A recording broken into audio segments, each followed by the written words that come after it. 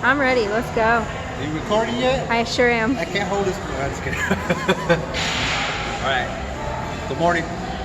My name is Steven. We'll be going over some rotational type exercises this morning here at the Temp Sports Academy.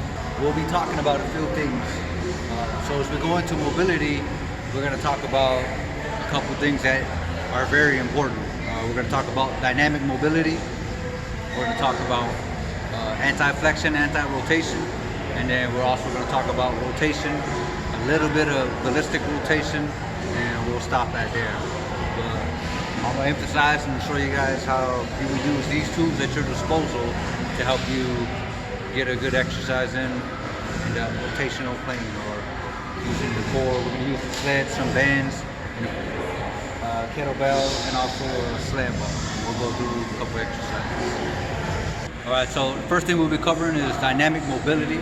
And dynamic mobility, in this aspect, we're referring to the joint to be able to move its full range, do its full range of motion without compensation. I'm going to show you a couple exercises that can help you warm up and prep for the rotation exercises that we'll be executing. The first exercise I'm going to cover is going to be the T-spine reach. So you're going to get on all fours. You're going to put your hands beneath your shoulders. You're going to put your knees beneath your hips. Take your hands, reach out to the side, come to the back of your head. You're going to bring this elbow and your head as one unit into inner elbow. Come back up and reach. You're going to do 2 sets of 5 on each side. Repeat the process, opposite side. Come here. Go up. So that's T-spine reach, and that's going to be one exercise for dynamic mobility. So the next exercise I'm going to cover is going to be bird dog.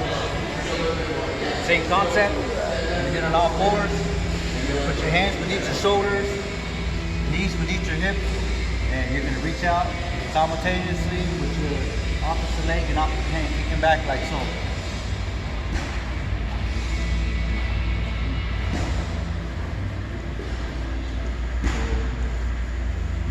Choose to do one side, the same thing applies, 2 sets of 5 to 6 on each side.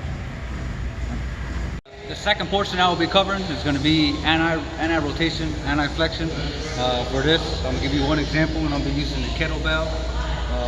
So with the kettlebell, what we're trying to achieve is the anti-rotation aspect. So you take the knee, this is one version.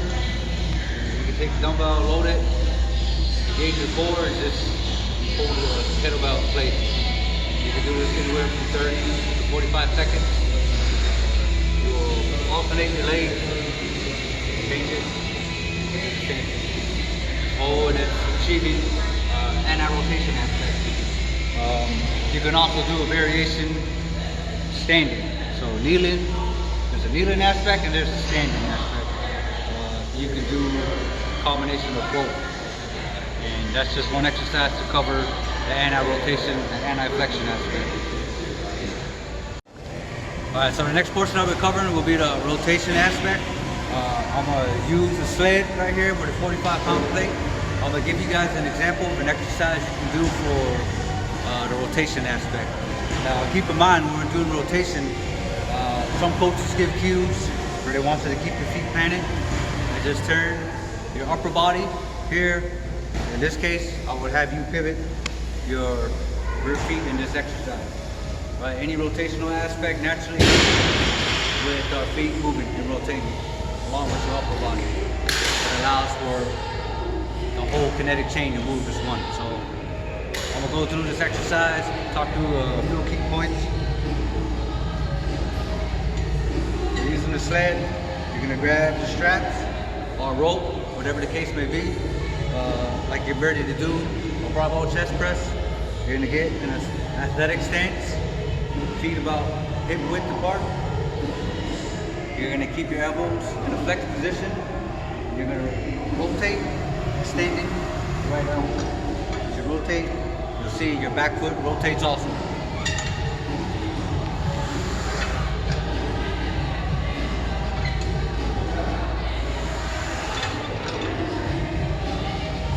exercise, it's just one example you can do for rotation using a sled instead of using a band or the cable machine. So keep that in mind when you're doing this type of rotation exercises, to also pivot your feet and let it go through its natural range of motion. All right, so for the next portion, we're going to be talking through the ballistic rotation. With the ballistic rotation, we'll be using this ball and the wall right here. Ballistic rotation aids in helping build and develop power. Right? So with ballistics, it's a good form of exercise to incorporate into your exercise regimen. So I'm going to give one example of a rotational exercise.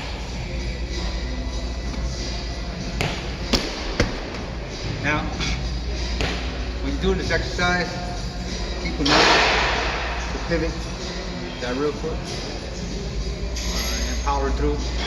So, following in that general order, using those exercises and those aspects, you'll be able to develop some good rotational power. Just keep in mind that your foot should always rotate also along with the rest of your upper body, because it's unnatural for just your upper body to move without your lower body in some cases. That's all I got for today. Like, comment, and subscribe, and check back later for some more